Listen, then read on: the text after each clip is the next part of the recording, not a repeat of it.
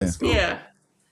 Yeah, you don't see it as much anymore because everybody's sitting at home Right. or on social media, and it's like, I had to tell my daughter one time. I told her, "Don't come home from school," because she's a super creative. She's a super creative, so she was an introvert. On top of Uh-huh. that, so she would sit in that room, sit in front of YouTube, practice singing, watch videos, draw, write, whatever she was doing. So when it got to her, like, then she started getting involved in theater. Mm-hmm. She had started acting when she was a little girl, but she started getting involved in theater. And Mm-hmm. so, but it got to the point one time I told her, "Don't come home from school."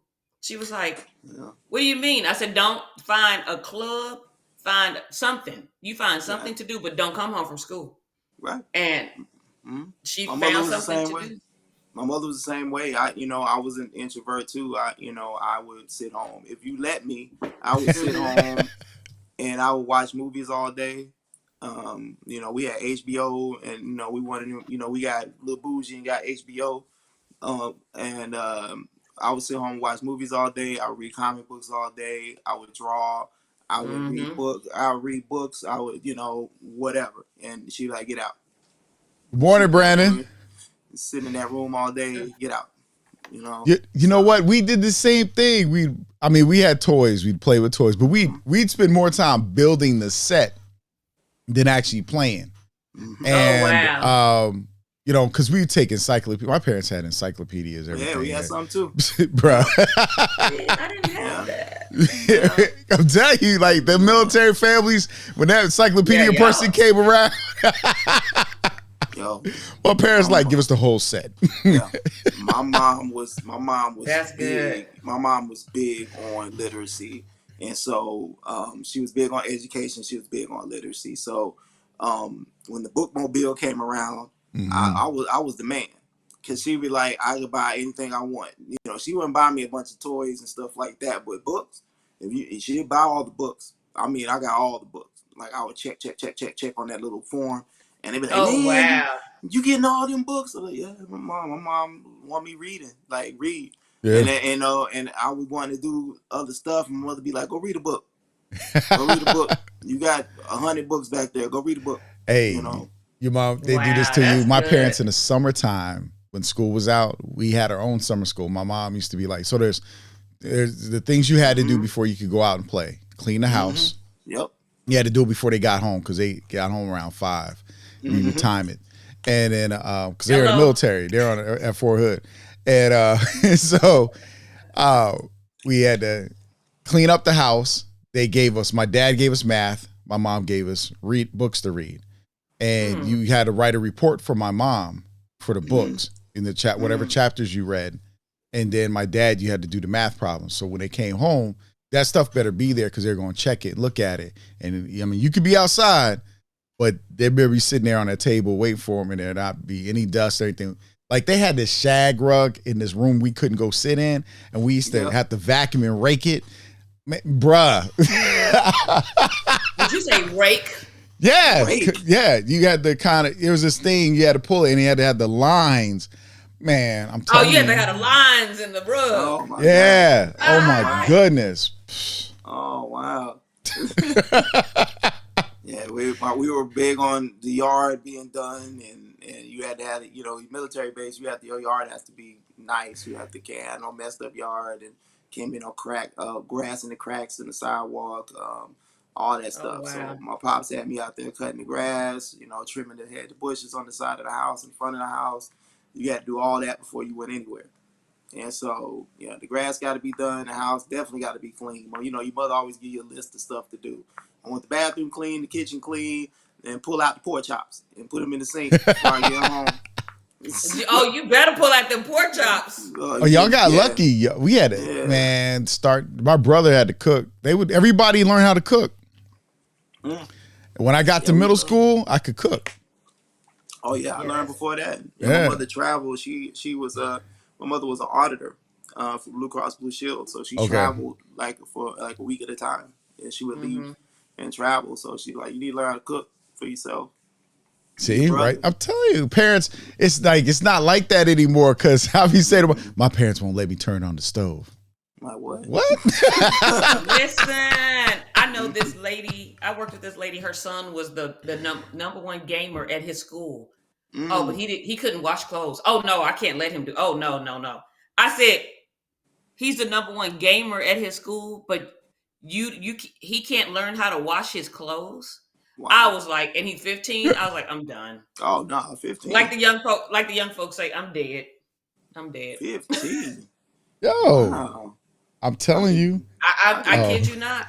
I could live on my own at 15. I was This other girl I know, she posted her son making an egg, and she was like, he was 15. I promise you. And she said he asked me to cook him some eggs, and his daddy said it was time for him to learn how to cook. And so she took a picture of him in the kitchen cooking the egg. I said, "And you're not embarrassed?" Like I'm like, like you're not embarrassed, man. We was doing that at 8. Yeah, we had a vacuum. Vacuum, iron, wash clothes. I was 7, 8 years old doing that stuff. My dad taught me how to do a military press on my clothes. Mm-hmm. So when I went to school and I wore a button-down shirt, it had the lines going, and I mean it was crisp. And people like, who? My dad, like, play. All my stuff that is creased. I missed the bus one morning trying to crease some jeans, but I was like, that is going funny. across them jeans slow. Yeah. That stay flow starch. I was like, yo, I missed the bus trying to crease these. I know it wasn't until I was grown I stopped creasing jeans. Like, right. But when high school, like I didn't even wear jeans that much, but when I had them, they had the line in them.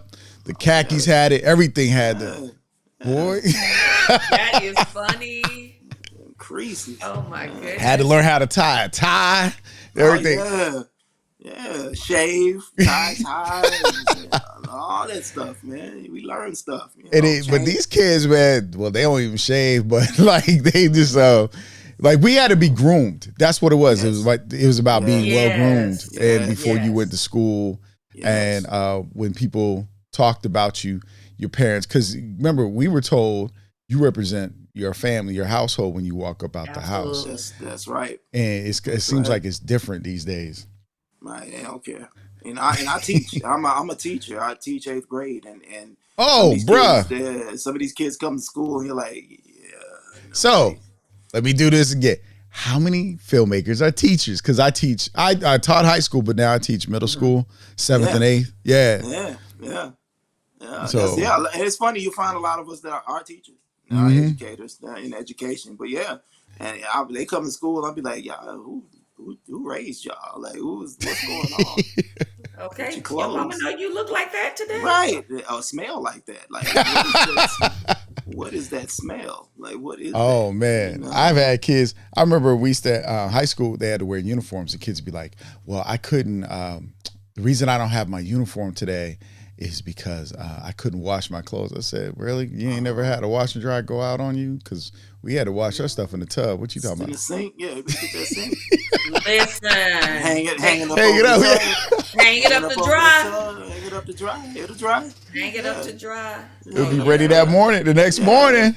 Especially the winter time, you got the heat on in the bathroom. Yeah. Oh yeah. You wash it early enough, it'll be crispy in the morning. You'll be fine. You gonna iron it anyway. I used to wash my socks, iron the socks. Did you say iron your socks? Yeah, to get them dry. Yeah. Oh, to get them dry. I was like, damp. oh, Yeah. okay. Be damp. Yeah, be damp. You gotta iron them. Okay. Yeah.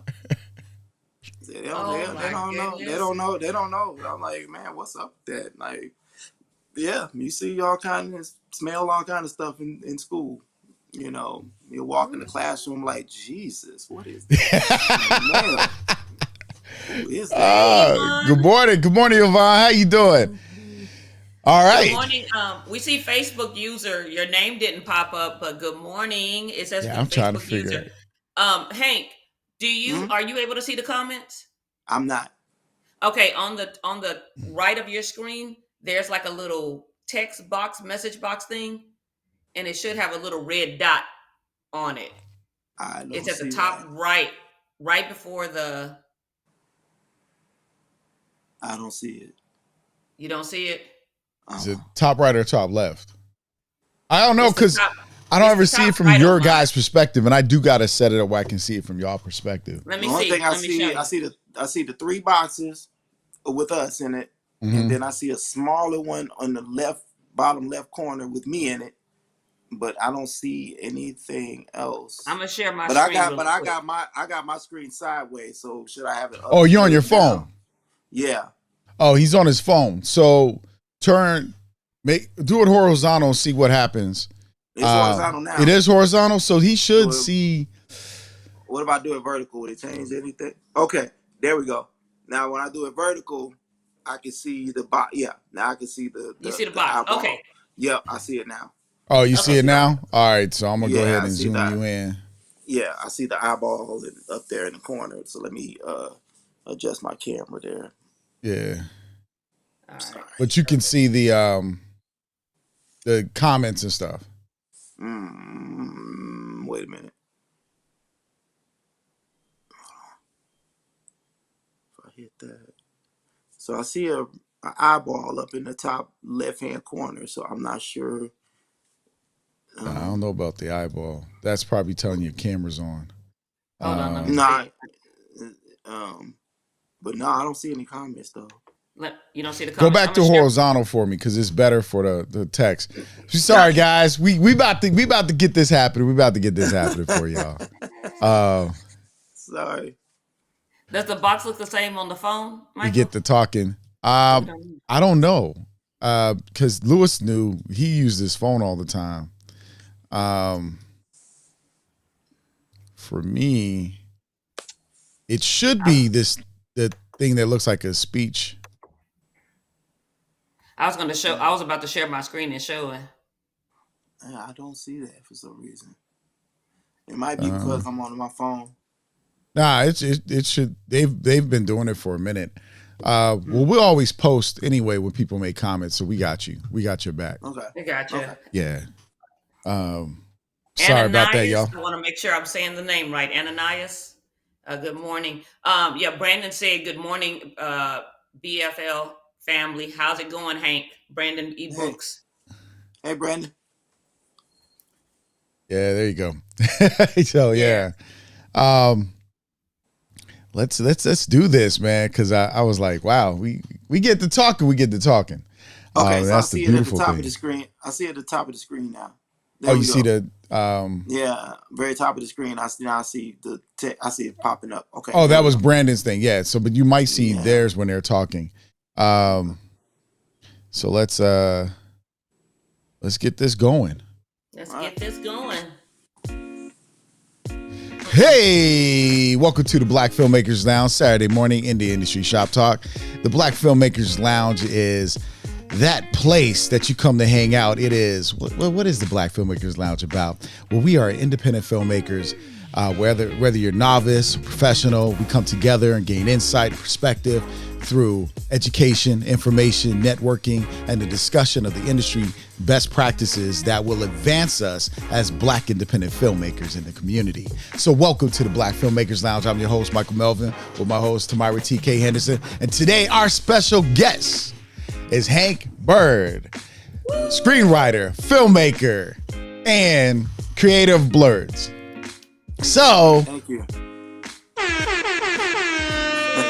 we like to welcome Hank to the show. Let's get this going.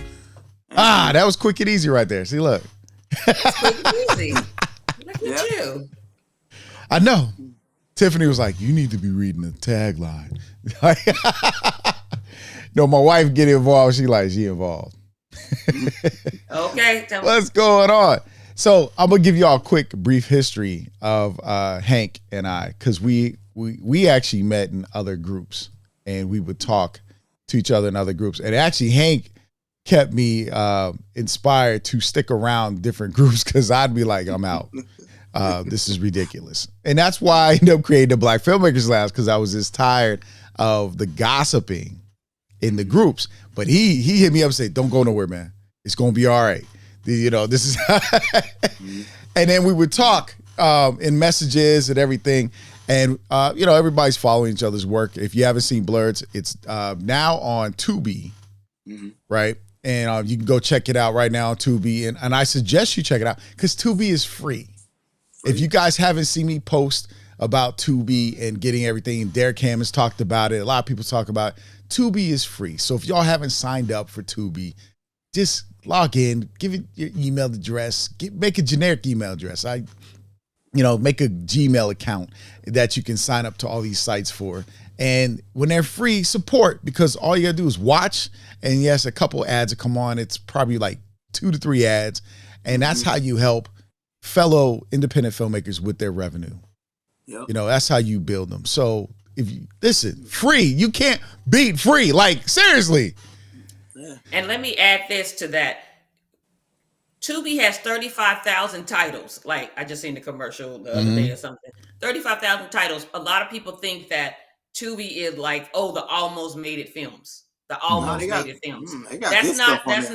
That's not true. They do give an opportunity that, and some of the films are not as great as we would like them to be, but there are a lot of great films on Tubi. So don't think it's just kind of like a place for, a graveyard for almost their movies. Just, they got everything on there. They got some recent films on there. They actually are starting to produce their own content on Tubi. I was just getting ready to say that. Yeah. And because I just saw the ad for Titanic 666. I was like, and Keisha Sharp is in it.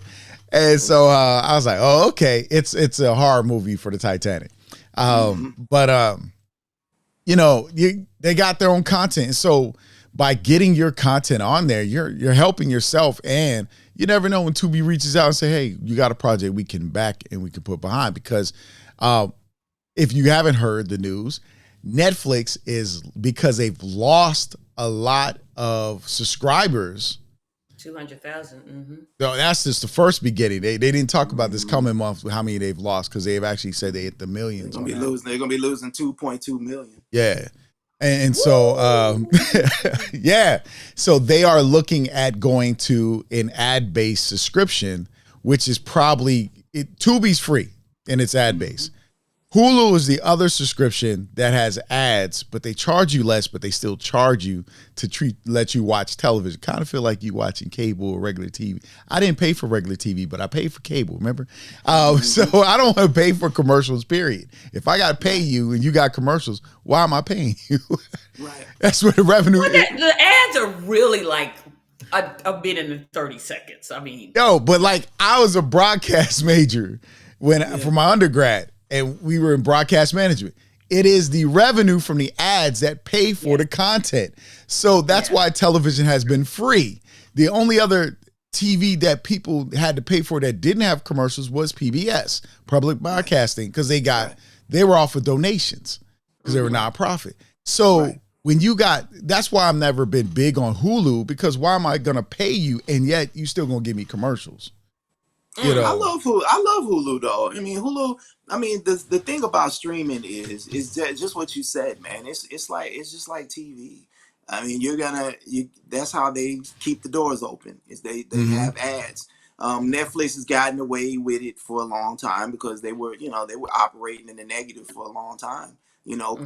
Buying content, and by and large, they would get a lot of subscribers. But now they ain't the only game in town. They were spending money though. Netflix was ridiculously spending money. And they ridiculously spend money. But then they would turn around and exceed their subscriber expectations every year too. So that was working for them, but now it's not. And so now they got to find a way to make money. And they got to do like everybody else now.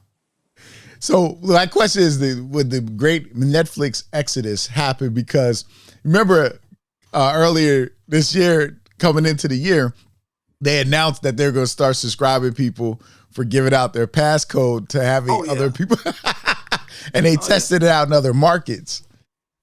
It was like $2.99.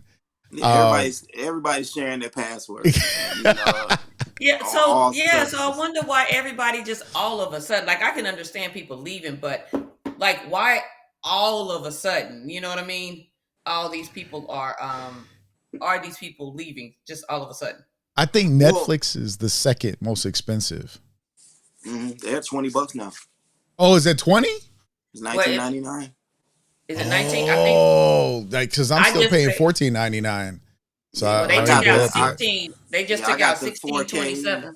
Yeah, I got the 4K, full version. So it's like I paid Oh, okay. 19.99, for mine. Oh, yeah, So because yeah, because when Showtime first came, they were $12.99. I said that's kind of expensive. They don't have a lot of content like that. It's right, Showtime, and right. then HBO Max was the next most expensive at And $14.99. 14.99, and And then I think Disney Plus is like $9, $8, $9 or whatever. And I'm sure they're they gonna went go up up to to $13.99. But you got to yeah, they remember, up they started off like $6.99, and then for $12.99 they gave you ESPN, Hulu, and Disney Plus, and right. now they went up to $13.99. So Yeah, you got to think about what Disney came in. They came in the game better because I have Hulu because I got Disney Plus, but I also get it Mhm. through Verizon. I So, think I get it through you know, Verizon. right, and it right. don't cost nothing, and I didn't get the I get mine increase. through AT&T. AT&T gives the HBO Max for free. Right. And so I get the HBO Max for free. So, but Disney's in the best position because they 100% own their content. Yes. Everybody Oh, else wow. has to pay the licensed content. So Mm. like Netflix spent like ridiculous amount of money for Friends and other content that they have to license. They had to pay the license stuff, I was and about to say, Disney owns everything. I'm about to say because it would be Disney, HBO Max because they got what NBC and all that stuff, or the Yeah, CW, Warner Warner Brothers. HBO Media, Max yeah, is Warner Warner Media, Brothers, yeah, which they is own now everything. Discovery because remember Discovery bought it, Yeah, or they merged, and yeah. so now you're gonna have like HGTV, all that stuff Mm-hmm. coming over to HBO Mm-hmm. Max. They're actually gonna Mm-hmm. change. I don't know if they're gonna change the name or something, but it's supposed to reflect that. Yeah, yeah. I think it's supposed to be Discovery Max or something like Mm-hmm. that. Yeah, but they own like the content. They they don't have to sit around and license content. You're gonna see Warner Brothers movies, Warner Brothers TV shows. Stuff that they own. Same with Paramount. Paramount owns their stuff. So it's Mhm. Yeah. gonna be So that's where the studios are going. Is they're gonna start doing their own apps.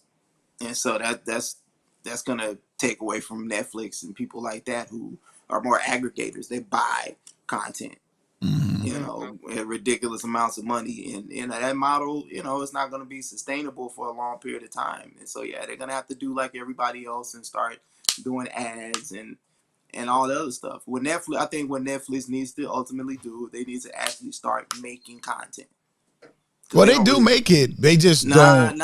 not really. They don't. They slap Netflix on stuff, but Okay. mostly that stuff comes from another production company. They just buy it. Oh. Yeah, they just Okay. buy it and Somebody slap has the it. first right to refusal, and so they Yeah, pitch it to Netflix, and Netflix like, oh, it's ours. Thank you. Well, yeah. remember Netflix did this great hiring of showrunners with Yeah, Shonda Rhimes, Courtney Kemp. They Kenya got all Barris the was people there, because and then he moved, right? Courtney did the Power Universe. right. Shonda had all that Shonda Land. Shondaland. Yeah, Yep. And so yeah. And and so, that's the thing when you think about a Tubi though, mm-hmm, because it's free. mm-hmm, Again, we're gonna go back to Tubi filmmakers. It's mm-hmm. free. It's free, And so I mean, and and you like get I a said, piece, I've only seen 3 commercials back to back. It was like a minute, 30 seconds. and you get a Yeah, that's piece what of I'm ad saying. And I'd be revenue. like, run to the restroom, run to do this, grab something to drink, It wasn't even pop some like popcorn. television. Right. Listen, Yeah. Tubi plays commercials like it takes about, depending on how long the show is. If it's a movie, I don't see a commercial every like 5 minutes or nothing like that. It Nah. takes about good 20, 30 minutes before Yep. you see the next stream of Yep. commercials. And it's Yeah. not long. And And they're and not the, and the long at all. content and the content creators get a cut of the ad revenue. They do.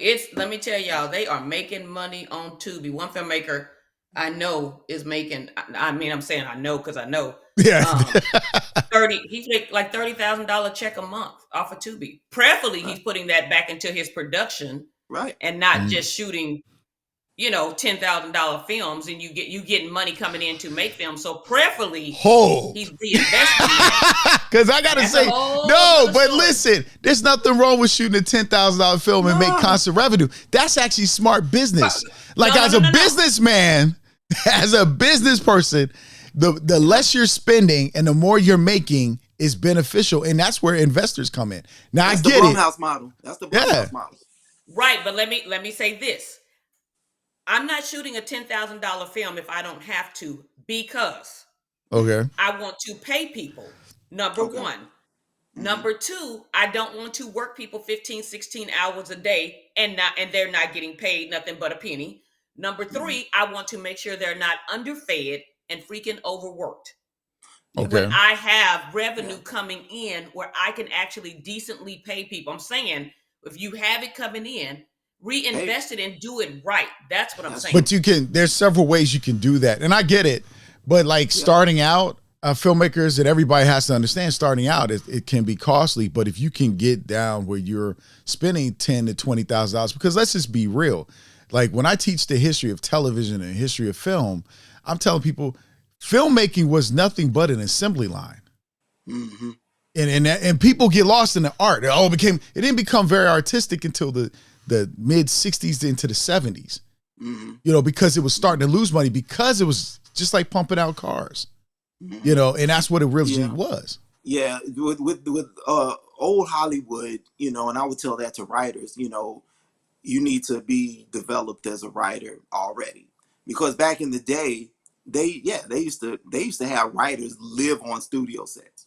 They used to live on studio lots. There would be writers. They had these bungalows on studio lots where they would house writers. If you ever get a chance, watch the movie Barton Fink. And it talks about old Hollywood and how they used to do that. It's the developed writers. You know, you would live in those little bungalows with your typewriter in your room, and they would develop you, and you know, and you would work on several films at a time, and they would feed you and put you up and all that stuff. They ain't doing that anymore.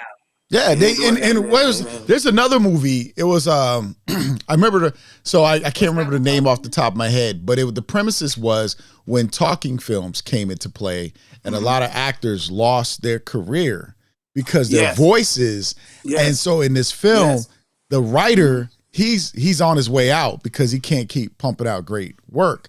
And so he hooks up with an out of work actress who's wealthy, and he goes and lives with her, and he starts writing again.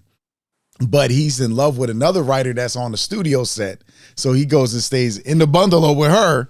And the actress comes on set because she's trying to get her career back started, because she doesn't have that voice. Like her voice is like an unpleasant voice. And so she ends up being kind of crazy. And because she's paid him, she's taken care of him. She became a sugar mom. I want to see that. And it's an old film, but it was like, it showed you Hollywood, and it was based on what was going on historically in Hollywood. Yeah, they used to take care of actors and writers and all that stuff. You know, it was good to be a writer and an actor back then. You know, like I said, they put you up. They used to put you up in hotels. You didn't have to worry about rent and food. You didn't worry about nothing. You have to worry, especially writers. You didn't have to worry about nothing. You know what I'm saying? They had you. Hey, stay in this bungalow. We got some money for you.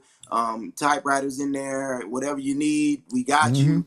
All that stuff, you know, but they're gonna work you to death. You know, you're gonna be working on 3 or 4 films at a time. Yeah, because you didn't have to worry about rent. What changed Hollywood was the unions. That's it. And that's why, look, everybody doesn't realize, like, the Oscars didn't exist. It existed because of the unions were coming.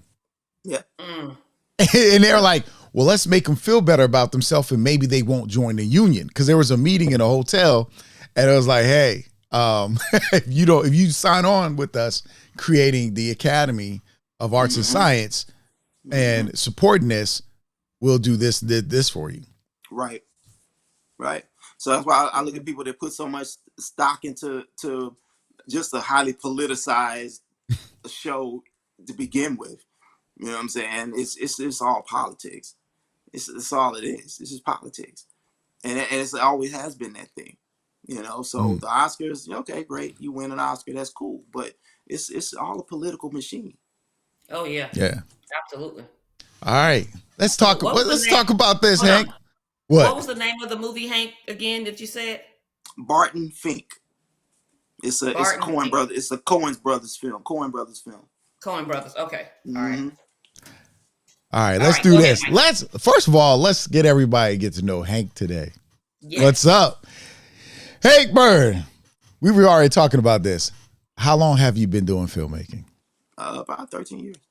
What was it that got you started into filmmaking? Necessity. Whoa, Yeah. elaborate. No, so mm, my goal starting out was I had this dream. I'm gonna be a writer. Mm, I'm gonna write the great spec script, and I'm gonna get the Shane Black deal. Anybody knows Shane Black is? He's the guy that wrote Lethal Weapon yeah. and some other films, and he was the one of the first guys to get $1 million for a script. Mm. So and there was a big bidding war. I'm gonna write this great script. It's gonna be a bidding war. They're gonna pay me $1 million, and I'm gonna be rich and all that stuff. But I quickly discovered that writing spec scripts is hard. Is selling spec scripts is hard. Still is, whether you're white, black, or whatever.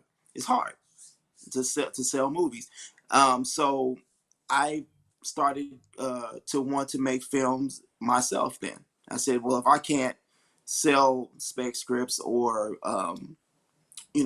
speak my narrative as a black person, I'll make my own. I'll make my own film. And Mm, so, in 2010, I got with a buddy of mine, and I was sitting. Well, actually, I was sitting at his place. He's a photographer and a filmmaker. Shout out to my friend Stephen Jones, and he mentored me as a photographer. He taught me everything I know about photography and lenses and all that stuff. And I was sitting around belly aching at his house.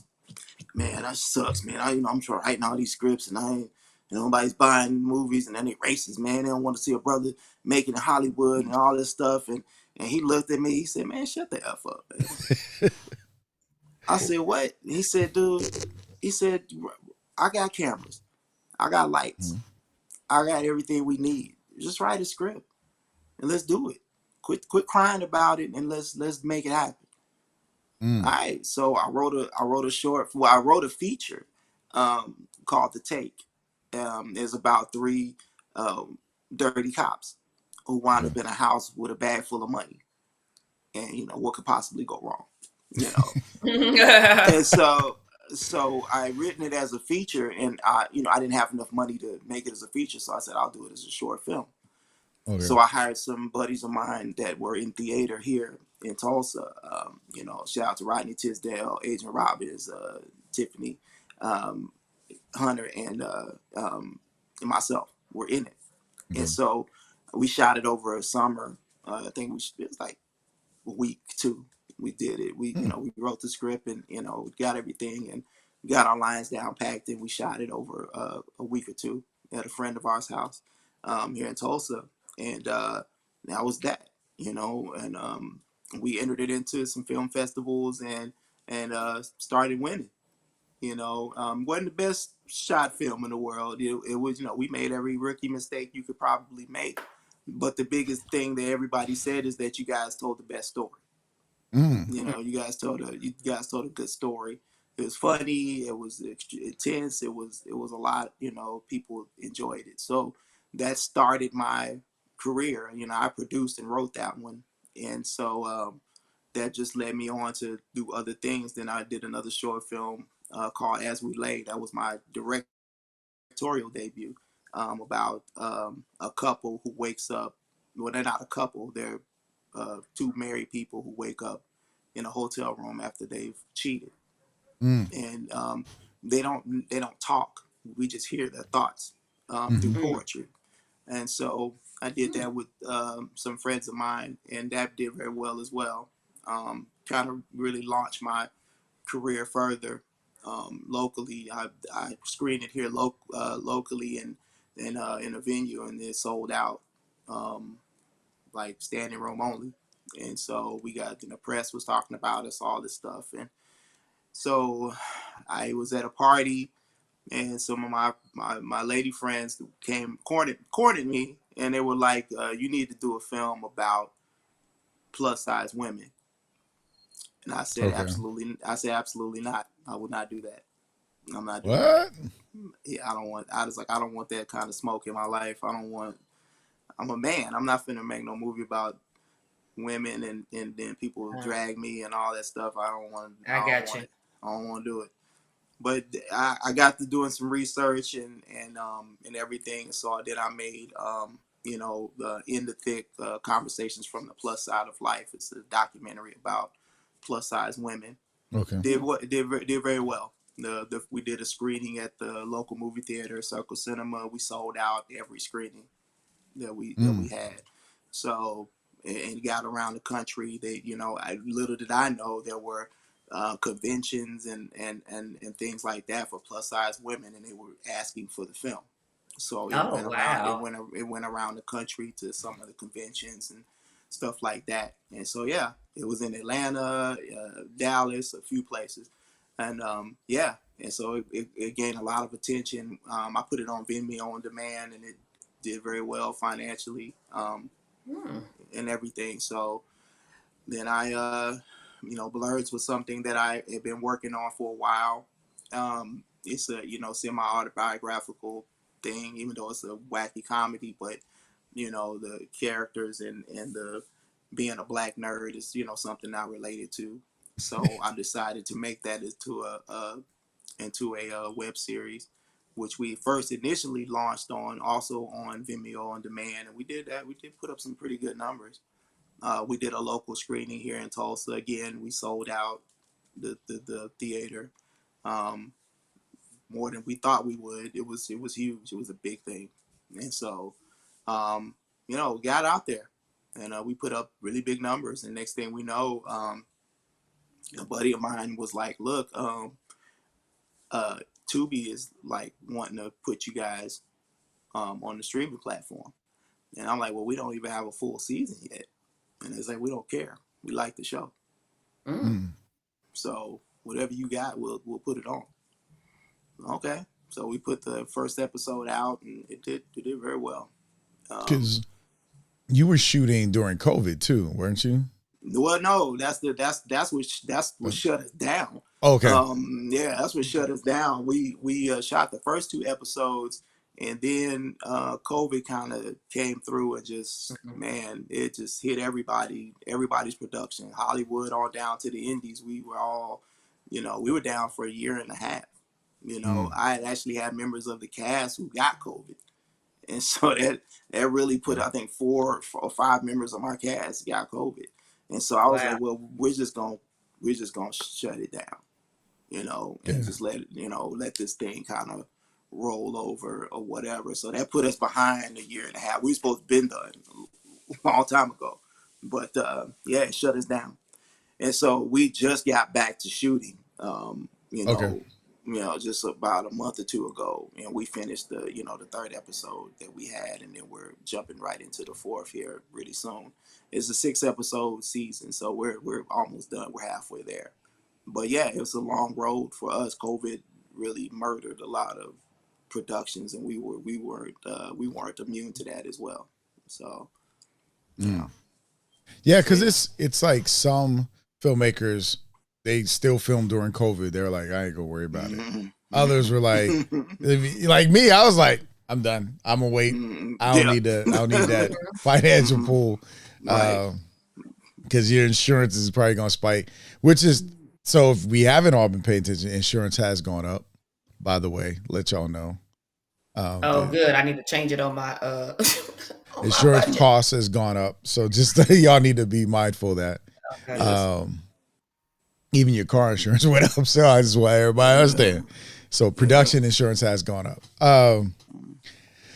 So when you started doing Blurs, what made you decide to do a web series? Why go that route as opposed to, and technically, and I'm going to just say, it's not technically a web series because it's like 20 something minutes long. So it really does fit as a kind of like series. A sitcom or series. Yeah. Right. Yeah. When I think of web series, I think of content that's like 3 to 7 minutes long, right, and keep going. Right. Where yours actually does, it fit in that pocket where it would get picked up as a series, kind of like, what is it? The Crew is a show that's out, and it is almost like that too. That's a different type of black nerd, but because I like. You have your niche markets. Like every one of your projects is a niche market. You know, when we were talking about it, and so because when you said plus size women, I said, well, I saw it in Blurs. You made sure you had representation of different people, us. Thank you for recognizing that. Yeah, I made sure that I wanted to do. I was purposeful in doing that. When I look at my my cast, I look at the women that I put in the show. I was purposeful in the way that I put that together, and the reason why I chose to do it the way I did it, it was because I own it. It's mine, and I can do what I want. And so that was the big thing about it for me, was that I can make the type of show that I want. I can put the types of people in the show that I want, and I, you know, I don't have to worry about anybody telling me, you know, well, I need this person to be like this. I need this person to be this and that and the other. And one of my heroes or sheroes in that vein was Issa, when she did her stuff. And people don't understand, you know, the road from awkward black girl to insecure was long. Actually, you know, she had got the HBO deal like early, but then they wanted her to do certain things that she just wasn't gonna do. And she's like, they wanted the leads to be light skinned, they wanted these people to be that, and she was like, nah, I want my leads to be dark. I want to show dark people. And so on my show, my lead actress is a chocolate sister. You know, I have a plus size sister, and I have a sex scene with a plus size sister, which you don't usually see at all, unless it's something comedic or you making fun of her. No, and I said, nah, you know, thick sisters have sex too, and they're sexy, and they're sexual, and you know, and there's nothing wrong with that. And so, I mean, we got like when we did the screening, and Mika, she gets embarrassed about it, but ladies in the audience were clapping and girl, get it, girl. Like they were like, because you know we're not used to seeing that. We're not used to seeing plus size women as sexy or sexual in popular media, again, unless it's something to be made fun of. That's And true. so I was, you know, wanted to be purposeful in that, you know, in the selection of the ladies that I picked, and I was really mindful of, you know, what I was saying, what they were saying. I would make, you know, most of them are in my writer's room, the ladies on the show. And, you know, I run the dialogue by them and make sure, okay, how do you feel about this? Or, you know, am I, you know, cause I'm not a woman, you know, I feel I can write female characters well, but I also check first, you know, to make sure, is this good or whatever. Our next episode, we have a trans character. And so I was always mindful of them and make sure, are you okay with this? Or, you know, I don't want to make, you know, I don't want to write anything that's going to offend you or anything like that. And they were cool with it. They're like, oh, no, I love this. I love the character that you created, you know? And so, yeah, I try to make sure we're represented, you know, in every way in the show. And so, but having ownership of the show allows you to do that. Hold It up. allows you to put, Say that again. Rewind that. Say that again. having ownership of the show allows you to have the characters that you want. So I own my show, so I can have whatever character I want. I can tell whatever storyline that I want, you know, as long as it's mine. So, you know, you're taking the long way around by doing that sometimes, but that's okay. I don't, and I'm lost because we're always asked people like, hey, how do I do this? Right. And my first question is, why are you doing it? I have to ask that because people come and like, hey, I want to turn this into a film, or I got this idea, I want to make a film. What is your purpose? You know, because there's a lot of people who come from the writing arena and they're like, hey, I got this script. We got a few messages this week about that. And I'm like, well, what is your ultimate plan? Because are you trying to become a script writer? Are you trying to make content that you have control over? Because oftentimes people, I meet different people who are kind of in the middle. They're like, well, I got a script. I want somebody to do it, but I don't want them to change my characters or change my story. And, Do it yourself, what's up, Derek?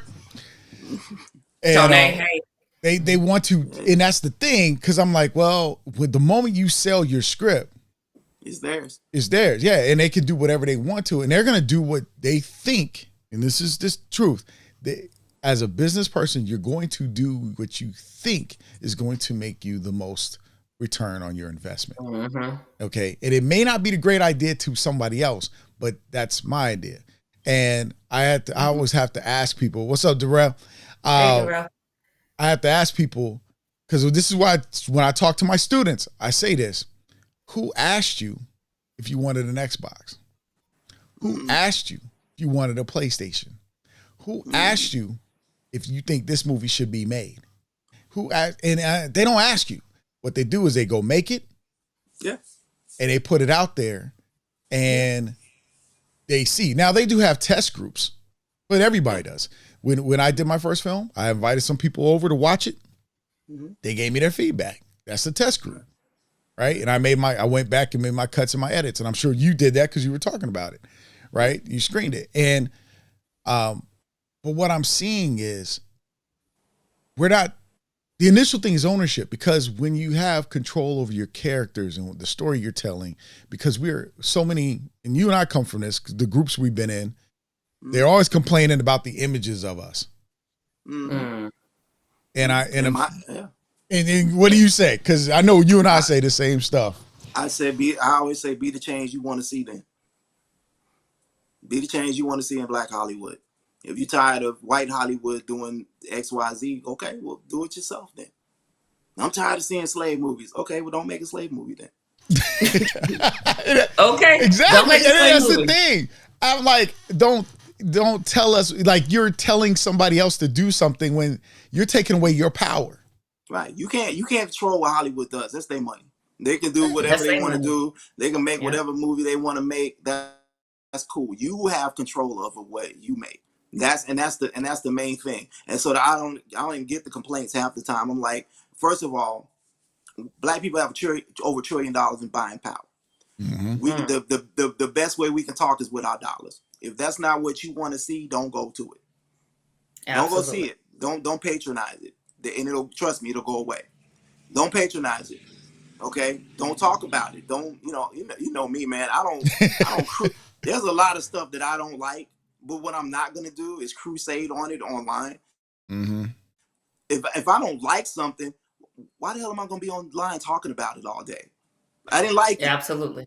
I don't have nothing else to say about it. I didn't like the movie. It sucked. Okay, that's it. I can probably get online and say, oh, that sucked. And that's it. But people, they crusade over stuff, man. Yes. They write think pieces and all that stuff. And it's like, come on, man. You're giving more attention to this thing that you don't like than anything else. It's free advertisement. It's free advertising for them.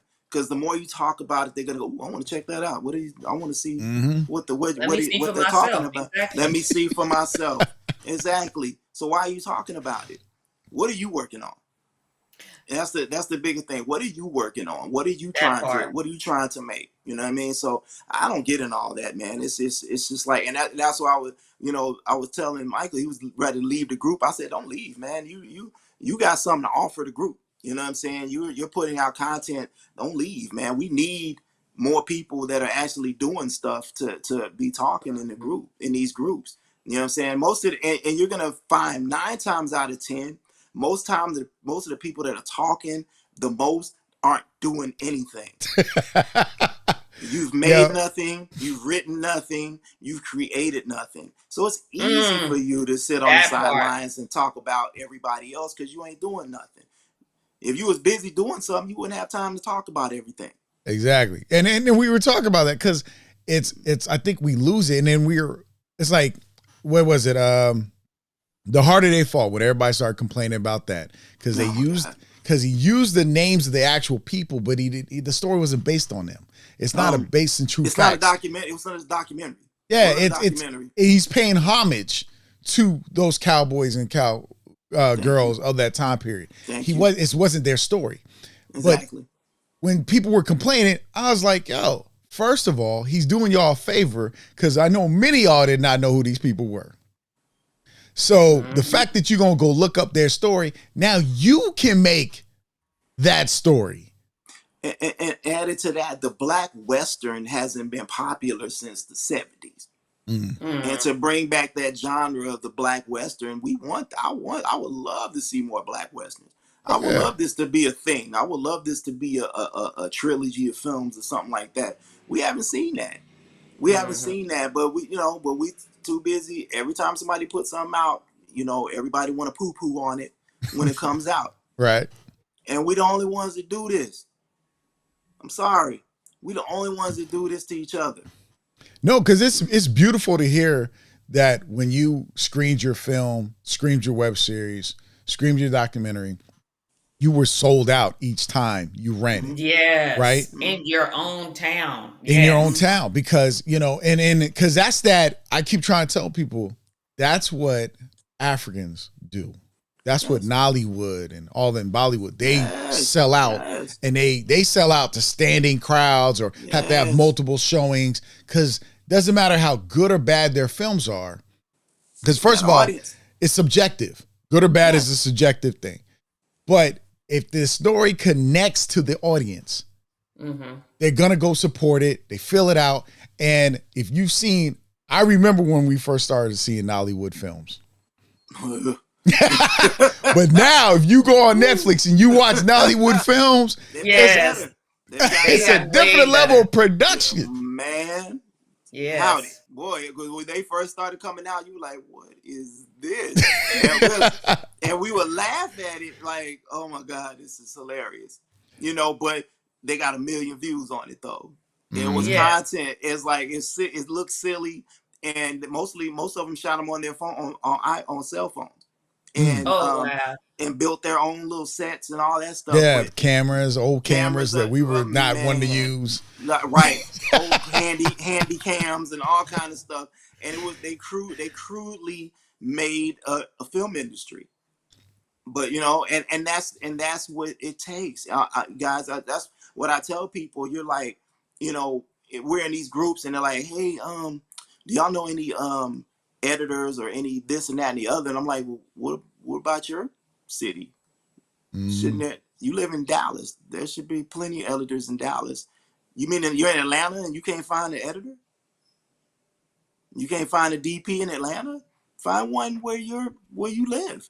This is how you build a community where you live. This is how you build a film community where you live. And I was purposeful in that. My production is grassroots. Everybody on my set is here. You know what I'm saying? They're from here and they Black. And and what they didn't know how to do, I taught them. And so you have to build your industry where you are. Everybody thinks that, man, I'm gonna take my stuff and I'm gonna run to LA. And like I said earlier, bro, there's 200,000 of you in LA. They've been grinding harder than you. And so here you come, you're like a bleak in that little pond. You know what I'm saying? Not even a rock. You was like, you're not even a pebble no more. You just a speck of sand in those waters. And I'm like, you could have done that in Cleveland and Atlanta, Hoboken, or wherever you from. Build an industry there. Build it where you are. I tell people, they said, I could have shopped blurs to Hollywood, and if they bought it, first thing would have happened was they would have moved the city.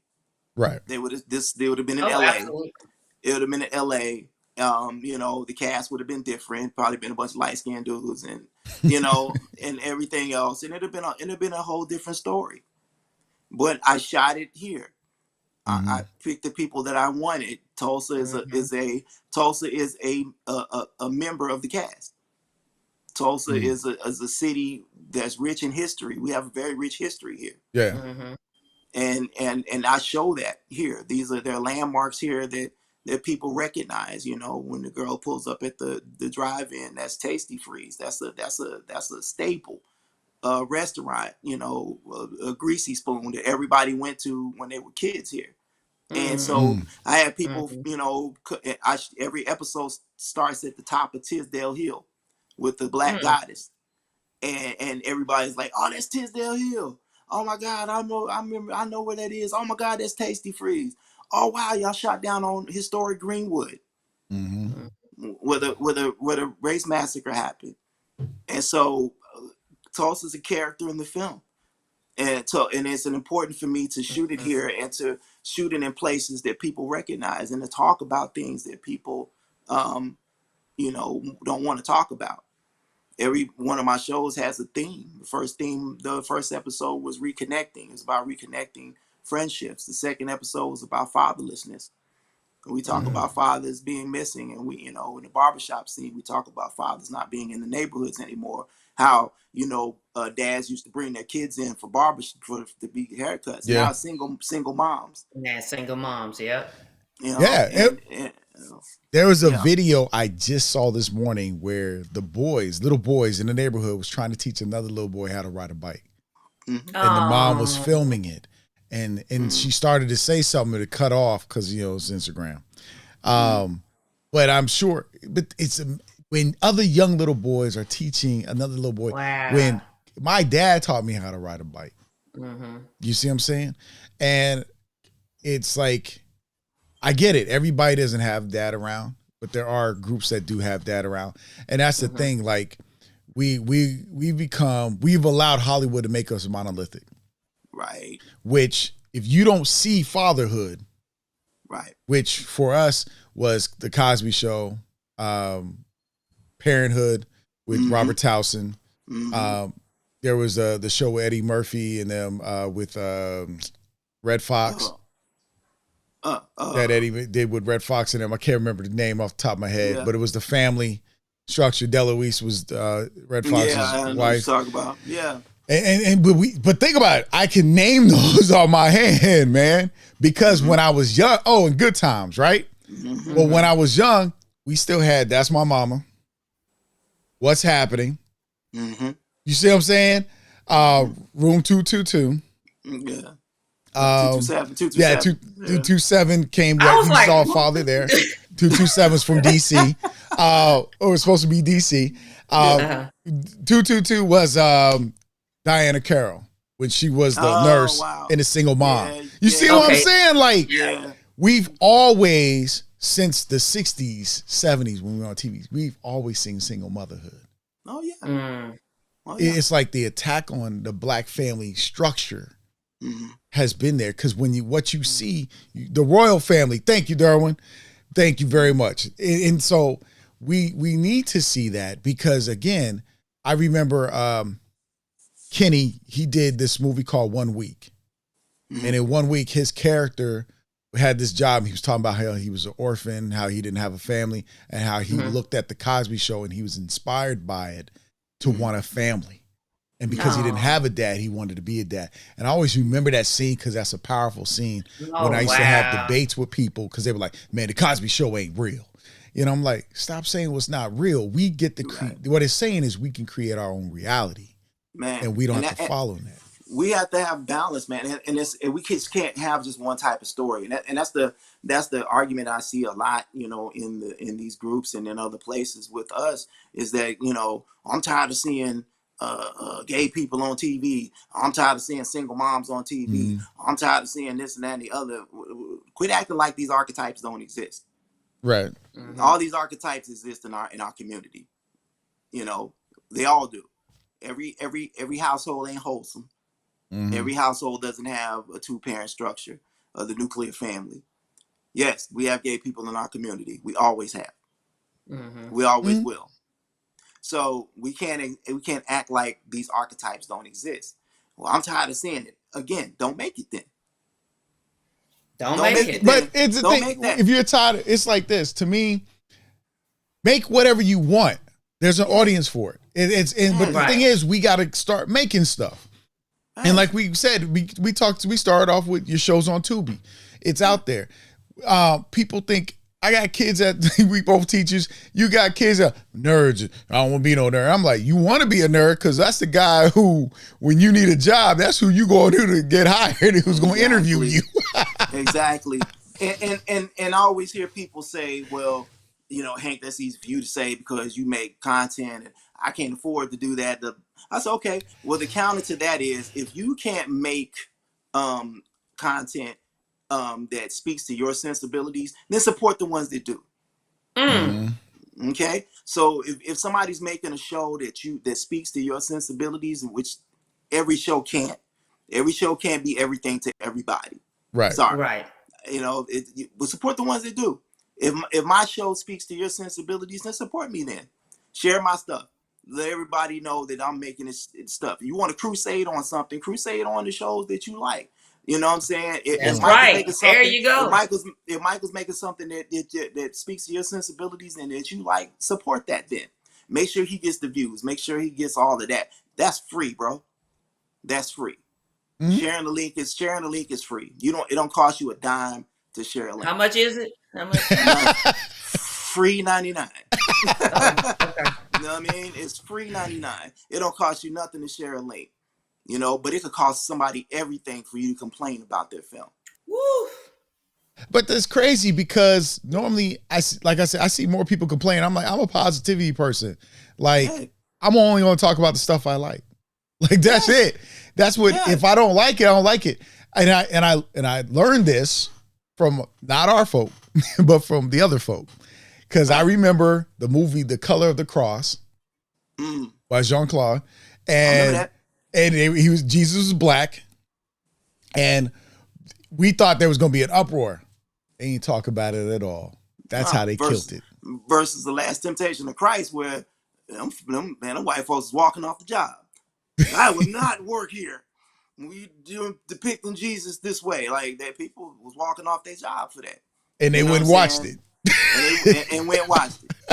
And Martin Scorsese still was heralded as a great director. You know what I'm saying? They don't do each other like they do us, like we do each other, like we do ourselves.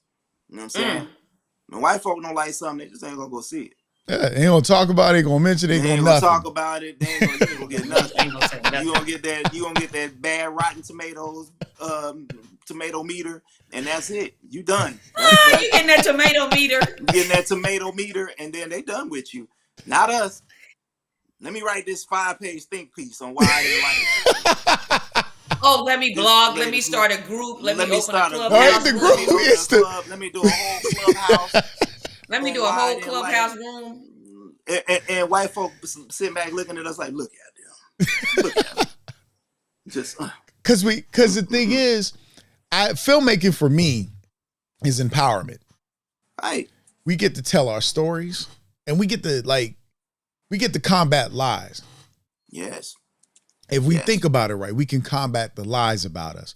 And then the other thing is, we're treated less than humane. You got to remember, during slave period, during 1960s, wasn't that long ago, we were treated less than a pet. Mm-hmm. Wasn't that long ago? No blacks allowed, but dogs were allowed. Right. You get what I'm saying?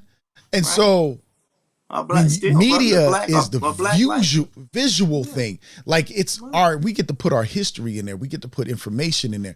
We get to give perspective and insight. We have media is so powerful. If you wanna change the society, I'm sorry. The first thing you start with is media, entertainment. Malcolm X said that. Yeah. Oh yeah. And the thing is, because it's that image you can show, and we don't look at other cultures like they don't let you make a bad movie about them. But no. You're right. Oh no. And there's money in this, yes, and it's not about. And the problem is, I think we don't know where to be. Are we trying to get rich quick? Are we trying to get And it's like you build a business. It takes about 5 years for that business to really grow. Mm-hmm. You're going to put a lot of investment in it. And I hear filmmakers, this is going to be $1 million movie. Is it your first film? Yeah. Probably not. Probably not. Probably not. But you're gonna be a hundredaire. And be fine with that, because if you make anything off of your film, you're doing better than a lot of people. Man, because anything. everybody I know who did their first film suffered a little bit. Right. And then the next film, they started maybe garnering something, or they had other multiple businesses, or they reinvested their money. But the thing is, if no one knows who you are, but there has to be a next film. That's the problem. But most people die on the vine after the first one, you know. And now you out here, now you mad, and now you online. I mean, y'all ain't supporting brothers out there. See what I'm saying? I done made a movie now. Y'all ain't supporting me, and black people don't support each other. Blah, blah. Well, brother, shut up. Ain't nobody against you or nothing like that. The second thing is, and I put this out here, is that a lot of us are good at what we do artistically, but this is a business. You're not very good at marketing yourself. And I've seen a lot of brothers do that. I had a young brother who was a hip hop artist here in Tulsa. And he had a show coming up on a Saturday. And he was, and I guess Saturday came and went, and he was like, see, this is what I'm talking about. Y'all N-words don't support nobody in Tulsa, you know what I'm saying? That's why people be leaving here. Y'all don't never support nobody, woo, woo, woo. And I know the dude. And so first thing I did was I went on his page, and I started scrolling. 1 month. 2 months. And I kept scrolling, right? And so I went in, I hit him up in my inbox. Michael know I inbox people. You know what I'm saying? I inbox people. I say, hey man, look, I saw your post. Hey, what's up, big bro? How you doing? Blah blah. I said, I'm good, man. I saw your post, and let me if you don't mind, I want to holler at you about that. And so he called me, and we talked about it. And I said, this is the thing. You want to be known as a hip hop artist. Yeah. Okay. So I went scrolling through your social media. I didn't see any music. I didn't see any behind the scene footage. I didn't see you in the lab making music. I didn't see anything. Filmmakers, you want to be a filmmaker. I go to your page. I don't see any. You don't even have a page dedicated to your project. Yeah. I don't see any behind the scenes footage. I don't see any of that. And if you get a page dedicated to your project, it's free. Facebook doesn't charge you for that. And also what's free is the analytics that come from that. So you can look at your post and it'll tell you which posts are working for you. So what I mean by that is that with Blurs, we would put out content from our dedicated page. And what we noticed was when we posted videos, behind the scene pictures, and merch, those are the three things that would get us the most attention. We were getting 2,000, 3,000, 4,000 views because you can see the analytics. It'll tell you how many people are looking at. So that helps you target your ads, which you get an ad for like $5, $10. Yeah, they get and if you spend $30, they give you $10 more dollars or $30 more dollars to match it to do it. Yeah, that's nothing. You know, most of y'all spend that on a burger meal. You know what I'm saying? And so on Friday, you spend that on eating on the Friday. Spend the money. Get the people. This is why we have the showed out shows. This is why we put the numbers that we put up. It's because we advertise well. We don't do that. Stop blaming everybody else for why you're not succeeding. Look, do some of this sometimes.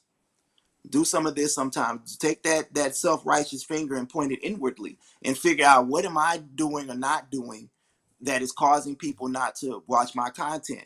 Don't be, y'all don't support a brother. Y'all say, no, that's not it. We just don't know that you're doing it. Right. Yeah, nobody knows that you're doing it. It's relational too, because yes, and this is just me, but when you don't get to know people and allow people to get to know you and talk and say hi, how you doing, and support other people, because here's the thing: when we support each other. Hank, you and I are two different filmmakers. We make different content. But if you and I said to each other, hey, Michael, I'm going to be out in the DMV area. I want to show Blurs. What you got that we can show together? Yeah. All right. Hank, I'm going to be out there in Oklahoma. I'm going to bring this with me. Let me put Blurs in there. And so what happens is Hank's audience becomes my audience. That's And right. my audience becomes Hank's audience. And That's then right. that other audience that they friends with, they're going to say, oh, we went to this thing. And the two bald-headed, bearded dudes was talking. Like, that's what they think, right?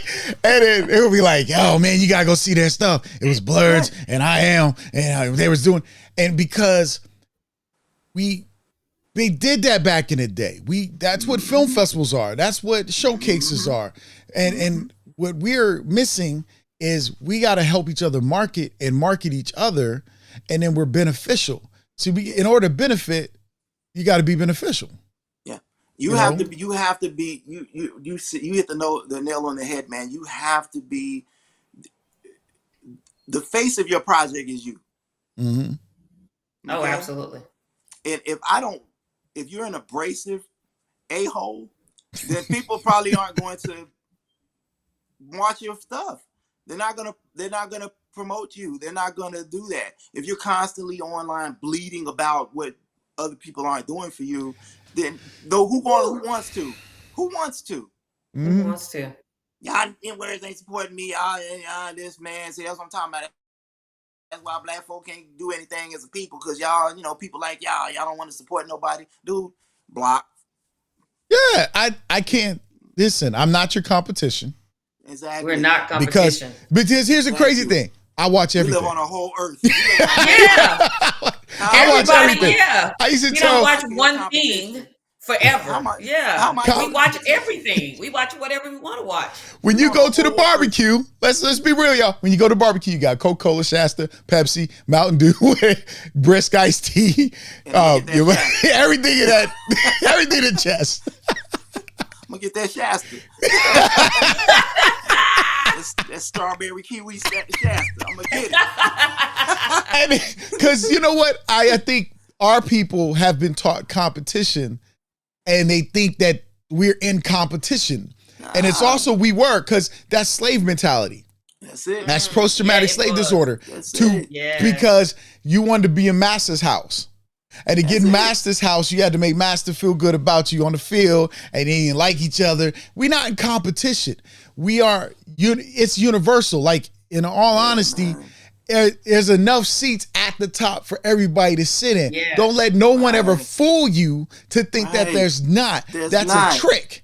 That's why our community don't have houses, don't have the income, the finances to rise, because we're thinking, oh, we gotta, I can't let him get ahead of me, because there can only be 2 black people because they gotta fill their quota. There you go. There it is. They only let 2 of us make it. You know what I'm saying? Like, who is they? Why are you giving them power? And define make it. You know what I'm saying? You know what I'm saying? Who is they? You know what I'm saying? If I'm platinum on the streets, then I'm good. But see, we don't, again, people want to badmouth each other instead of learn from each other. Because I'll tell you about Tyler Perry, Master P. If you ain't study them jokers, if you ain't study Rough Riders, if you ain't study how all these independent people, Melvin Van Peebles, and look, Melvin Van Peebles had everybody cutting him a check. Bill wrote him a big check. Y'all, but yet we tear each other down so quick and throw each other out. Spike. It's like right now, Will Smith. Yeah. Katz is trying to, throw him under the bus. I'm like, yo, stop. Don't let them dictate to you who you support, because at the end of the day, truth be told, at the end of the day, we need to support each other, period. You don't have somebody telling you, oh, we're going to cancel him. First of all, they easy to cancel us, but the forefathers that built this country were all slave owners. We ain't canceling none of that. But we going to cancel us. I made a post the other day. I said, it's interesting that we're talking about Will in Hollywood, and take his Oscar away, and he don't need to be working on movies anymore, and you need to take all this stuff away from him. And okay. And then we got Ezra Miller, who plays the Flash. He done choked about 4 or 5 white women. And they try and decide what they're gonna do. Threw a chair at a woman and gassed her head in an inch, and he's still out here. They try to figure out what they're gonna do with the walking Flash. Yeah. walking these free streets, walking these free It's a lot of streets, them. uncanceled. You know what I'm saying? That But other Will, guy. Oh, go ahead. Sorry. no, but Will, he gotta go. But Warner Brothers has said nothing about Ezra Miller. He's in 2 big franchises. He's in the Wizarding World, in the Fantastic Beasts movies, and he's playing the Flash, which is delayed. They're probably not going to make the movie. Yeah, If I'm Warner Brothers, I reshoot the whole movie. You know what I'm saying? But they canceled all of Will's movies. Will had a lapse in judgment, and yes, there should be some punishment for that and everything else. But this dude is out here. He's got 10 arrests and 4 or 5 assaults Wow. on women. Wow. But the thing is, see, the Will Smith situation to me, and I tell everybody this because they like, well, what you think? I said that's between Will, Chris Rock, and the Academy. I said everybody else just sit it out. He didn't do it at your house. Like if I smack somebody, now them and I gotta have this conversation. Now they come back and smack me, then hey, we done. We wash, we good, we gonna hug. All right, cool. Let's move forward from this. Right. It's a human experience. Right. But you cannot I don't subscribe to cancel culture because first of all, we canceling it. First of all, the number one culture that always cancels is ours. The biggest culture. They get their own to throw us a bone, but they usually canceling us all the time. I posted a clip. I posted another clip. I posted it in Black Filmmakers Group about I don't know if you saw it with Robert Downey Jr. I said something about it. Yeah. Talk about him. That's a whole Lord. Right. We know Robert Downey Jr.'s history in Hollywood. You know, he had a lot of problems. And a lot of problems. One of the people that got him clean, ironically, and got him to realize that what he was doing was Mel Gibson. Wow. He said Mel Gibson was my friend. He mentored me through this process. Mel Gibson said, you messed up and you got to hug the cactus. He said, that's what you got to do sometimes. You got to hug the cactus. But he said, Robert Downey Jr. said, it's time for, he said, Mel Gibson has hugged the cactus. And he did. Mel suffered for like 2 decades, as professionally. And he said, it's time. He's hugged the cactus long enough. It's time for us to, welcome Mel back into the fold. And white people stood up, clapped, applauded, and Mel Gibson has been getting work ever since. See, they forgive their own. They forgive their own. Woody Allen's still working. Ain't none happened to Woody. Wait a second. Ain't nothing happened to Woody. Roman Polanski's still working. That other guy, what is the other guy?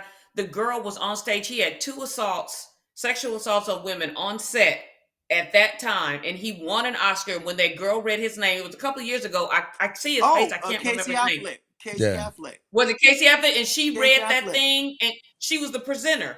And she opened that thing and called his name and was like, she Casey literally Affleck had that. Won an Oscar. And that's the thing. They don't do that to each other. Yeah. They're still going to work.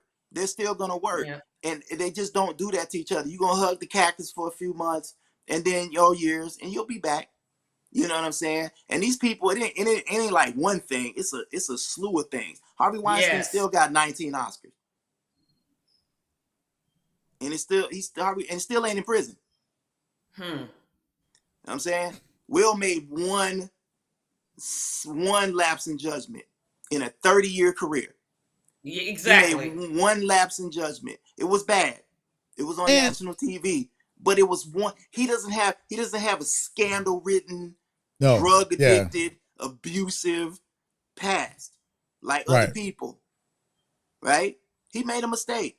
He gonna pay for it, and the Academy is making him pay for it. 10 years. That's fair. You can't come for 10 years. You can't vote anymore. Okay, cool. What are the rest of y'all talking about? Netflix, HBO, Apple, all of them. Netflix, you need everybody movie right now. So you need everybody movies right now. 2.2 million. Let me tell you, the joke is to Will Smith right now. the rate Look, y'all going. the joke is Will Smith is going to do a Tyler Perry movie. He's going to be on Power. And then now they got to pay more. Because I told somebody, I said, that's a political move. You know what? That's a political move. It's a simple tarnish. Will has been very well paid. Let's just be real. He was an overpaid Negro to them. Yes. And now they're trying to devalue him when his value should be shooting up, because he should have had an Oscar for Pursuit of Happiness. Thank you. You know, and Ali, in my opinion. Yeah. And so it's like Denzel, how they did him. It was Training Day. Malcolm X should have been Denzel's Oscar. The Hurricane should have been Denzel's Oscar. So, you know, but they do the gimmies because they owed Al Pacino one too. And that's what they gave me a gimme. Son of a Woman. The Oscar he should have got was Scarface. Everybody knows this. Yeah. And so that's why award ceremonies, to me, it's all political. It's all, they are. I tell anybody, look, me personally, if I get an award, I don't. If I get an award, cool. If I don't, I'm here to make movies and sell. Right. The biggest award is, and this is why I support people. If you can fill seats and you can pay your bills and go on and make the next film, man, hey, listen. That's a career. I'm a teacher, and we don't get an award. And y'all the most valuable. We don't get no Oscars for being a teacher. No, and we do the most because we helping kids that you have a kid cuss you out and you still be like, and I still got to teach you. I still got to teach this kid. And I can still love you. And regardless of. I just had it the other day. Had a young lady I had to put out of my class. She got the tripping. And I said, okay, well, you know what? You can go to ISS. And she all down the hallway, cussing, all this stuff, and, you know, cuss me out, and all this stuff. And I still love her. You know what I'm saying? And I saw her in the middle of the day, and she looked at me, and I looked at her. I said, come here. And I gave her a big hug. You go, Mr. Byrd, leave me alone. I said, you know, and I said, and I still love you. You know what I'm saying? But you ain't gonna disrespect me in my classroom. But I still love you. Because you know what I'm saying? And I'm still for life. Dedicated to teach. I'm still dedicated to teaching you. You know what I'm saying? And that's just what it is. And we don't do that. You know what I'm saying, with one another, man. I still love you. You messed up. But I still love you, brother. I still love you, sister. Right. I still love you. You know what I'm saying? You know, now some things are egregious and you just got to go away. Like, you know, F.R. Kelly now and forever for me. But you know what I'm saying? You know, Robert Kelly would never get no airplay in my house ever. But, you know, there's just some things I ain't finna look over. But, you know, we do certain things, man, and we just got to learn to love one another. And, you know, or love each other from a distance. Man, I love you, but, you know, I love you from over here. You know? Right, because it's too much time being negative and you're wasting that negative space when in that positive brain, there's so much you can accomplish. But once that negative, because a negative mindset, it's a virus. Yes. Yes, absolutely. It overcomes. And see, we as filmmakers, once we start talking negative about film and people making stuff, we wasting time. Yeah, especially when you're not adding anything to the lexicon of film. That's especially if you're not adding anything. You're not adding anything. You said, what are you doing? What are you making? Just shut up. Nothing. And I'm not saying people shouldn't be able to critique film. That's the big argument that we have. We should be able to critique film. What you're saying is not a critique. Right. That's not a critique. That's hate. So you got to know the difference between critiquing and hating. If you actually say, hey, I looked at this movie, I thought the sound quality was great in the film. I thought some of the performances was really good. You know, I think this actress could have done better or something like that. Versus, oh man, this movie is trash, y'all, man. Trash. Don't y'all watch this. Don't watch this. And man, it's setting us back, black people, for 20 years. And this is, man, they doing. I said, man, that's not a critique, bro. That's not a critique. Yeah. That's not a critique. There's a way to critique a film. That ain't it. But we haven't learned. That ain't it. I think because many of us study film, right? We study the education of film. We study how to make films. We study how to write scripts. We read scripts. We do that stuff. So when you're taught to critique, because remember, you got to be taught to critique in most cases. Because you're not critiquing a film as an audience member either. You're critiquing a film as an industry person, as a Right. technical aspect. And because the true aspect, when we really think about it, the audience's opinion is the only one that matters. And one thing I learned in business is most audience forgive plenty of the messed up stuff you do in a film, because if the story's good, they'll look past all of it. A lot. You know, and I seen stuff. I remember I was watching Jack with Bill Cosby and Robin Williams. And there's this part where he comes to class and he sits in the desk and he can't get out. And right next to him is the desk he sat in and it broke, but he hadn't done that yet. And this still made it on the screen. That's funny. Oh, wow. And so when he gets out of the seat he couldn't fit in, he sits in the other seat and it breaks. I'm like, wait, it was just on the floor. So they cut it backwards. Yeah, but, continuity issues, yeah, but we forgive it because the movie's good, the actors are good, we feel it. Yeah, it's North by Northwest. Is a movie. Albert Hitchcock's North by Northwest is the famous scene in the restaurant by Mount Rushmore. There's a scene where a guy is gonna shoot somebody in this film, and it's a famous blunder that a lot of people don't recognize. So the guy pulls out the gun, and behind people you see this little kid do this before the gun goes off. Like 10 seconds before the gun goes off, he's like, and like if you blink you'll miss it, but it's the things that got left in there, and it was funny. You know what I'm saying? And people see it years later. Or Bullet, the Steve McQueen movie, they have this famous car chase. He lost about 20 hubcaps. Like every time he turned the corner, hubcap flies off. And, okay, that's 5 right there, bro. Hold on. How many hubcaps? That is hilarious. How many hubcaps on this car? So little stuff like that. It's a continuity issue, but you notice it, and it's funny. And they left it in the movie. Like we didn't want to go notice that 20 hubcaps came off this car. Yeah. So I want to give people a chance to do some Q&A with you, Hank. Okay. Because you got some questions out here. Ananias asked, he said, Hank, and Ananias, I'm sorry, we like to save the Q&A towards the end, so we go. But he asked this a lot earlier. He said, Hank, are you an outliner or a discovery writer? And how long did it take to get to a consistent process? I'm an outliner, definitely. I outline everything. So I gotta know what happens in the beginning, middle, and end before I start writing. I'll change some stuff, but I'll get my beats of my story down before I actually start writing. Yeah, I'm not one of those people. I just sit down and just a story just pops in my head. It doesn't work like that for me. And most of the scripts that I write, especially spec scripts, they'll be pretty high concept. So I have to do that. I just did a film, a script I'm still working on with Glenn Plummer. The actor Glenn Plummer played OG Bobby Johnson. I remember Glenn Plummer. In South Central, a good friend of mine. So we're working on a script right now called Little Moscow, and it's based on a true story. So I had to do a lot of research of the time period that it happened, because it happens between the early 80s and the 90s in Miami.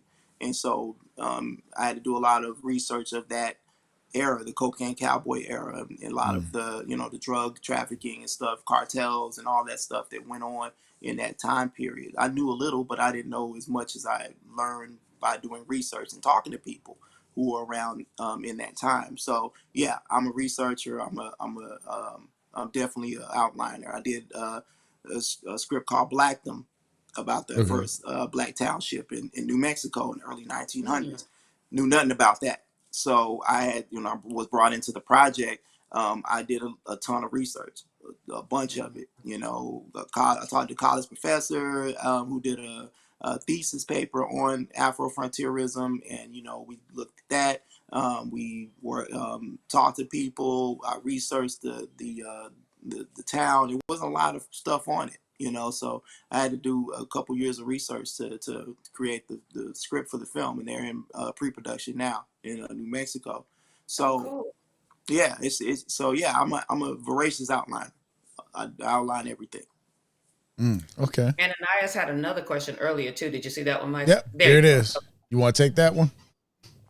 Oh, speaking of Shonda Rhimes, I watched her masterclass. She said Scandal was written in a way where they couldn't plan ahead. How prevalent is that form of television writing? Mm. Um, I mean, if you're making your own stuff, yeah, I mean, you can make it up as you go along. I think one of the biggest shows that did that was Lost. Mm-hmm. They made all that up. They went Oh, along because wow. they Well, didn't know, and that happened during the writer's strike too. But that they did, yeah, they made all that up as they went. They said it too. They didn't know where they were going with that show, and they made it all up as they went along. They didn't know what was next. What was going to happen in the seasons to come. They had no idea. and then you Um, Wow. have and then you have Power, which they Mhm. already plan it out. They Mhm. outline the unit, what's going to Mhm. happen, and they already got Mhm. it set, and they make Mhm. adjustments as it comes time. Mhm. Right. Yeah. Oh, you So talking about, everybody's like, different. I think it's how you. yeah. Well, I think with Shonda Rhimes Everybody's too, different. you're looking at some shows are at a point, and you'll know how they end if they don't get renewed for the next season. Mhm. Some shows they're bought and they just flow. Then they plan it in a way that, hey, Mhm. we're going to do this season out. We don't know if we're going to be renewed, so we're not going to focus on that. Mhm. So if it ends, we end it on a note, then people come back Mhm. if it comes back. Then there's other shows they plan the entire season out, and if they don't get renewed, you're like, dang, what happened? And I remember that as a kid with cartoons, because you see a cartoon end with a cliffhanger like a Spider-Man or something, and X-Men did it too. And Yeah. you didn't know what happened. You're like, wait, and it ain't gonna get renewed by Fox or Then come anybody. back. Then go back. Yeah. Oh, and wow. Yeah. and no show wants to not come back. You know what I'm saying? But Mhm. yeah, they pretty much focus on usually that first season. Like, okay, we're gonna plan out this first season. Hmm. Then if we get renewed, we can plan out a little bit more. What we're gonna do. Film is a little different because if you look at somebody like a Kevin Feige with Marvel, they plan out 5 years, 5+ years in advance. So we Mhm. Wow. know we know what we're making for the next 5 years. Yeah. And they've already plotted out phase 4, so they know all the films they're making for the next 5 years. And where it has to go. Like each And director, there's like, hey, you have to have these things in it because it's going to connect it to the rest of the continuity. universe. Yep. Yeah. Mm-hmm. Mm-hmm. And that's the thing I think today's writers need to understand about building a universe. And we've talked about this on the show plenty of times, Hmm. but the key is building that universe because if you run it, you control. Like Hank, he has blurs, but if he took one of his characters and moved somewhere, and they go, now he can follow that life. Because remember, all right, so we have a web series we did called I Am. And we had the young lady who was messing with the boss and whatnot. TK, we had already discussed writing a new series just about her life. And so you have that power as an independent to just create multiple things with different characters and tell a story. And that's beautiful. Yeah. Because you can never run out. I mean, think about it. You don't run out of it, and then you can cross platform. I remember, Like I don't know if you Degrassi. guys used to watch this, but I used to watch Black and Sexy TV all the time on YouTube. Yeah. And they would cross their shows Yes. all the Yes. time. Hello Yes. Cupid and all that stuff. Yeah. Mm-hmm. And I'm like, y'all gotta see it. Like that's we got power and we don't even realize how much power we got. Yeah, and I think Issa said she's doing that with Insecure. I think they're gonna spin off some series from Insecure and have some characters from that show and doing their own thing. You know what I'm saying? That's gonna be awesome if she does that. Oh, Or yeah. if HBO does that. That's always amazing to see characters spin off. Look at Breaking Bad and Better Call Saul and they're getting ready to make another spin off. They're making a third spin off now. So it's like, Oh, Lord, I got to catch up on those. yeah. So I was talking to Darwin Easterling about that. I was like, he's like, you got to watch Better Call Saul. I was like, what? I was like, I still need to watch Breaking Bad. I was like, oh my yeah. God. And Power, they only like 55th spinoff or whatever they're doing over there. Yeah, they're Power, doing so Force was the other one. Now they got a fifth one that's gonna be about the politics. And it's crazy because I don't know what's gonna happen because Courtney, she's over at Netflix now. Well, I don't know. If Stars had the right money, but Netflix should learn from Stars, because I'll tell you, every time Power is over, I cancel my Stars account. Yeah. Well, now Netflix did it. They did it with Narcos.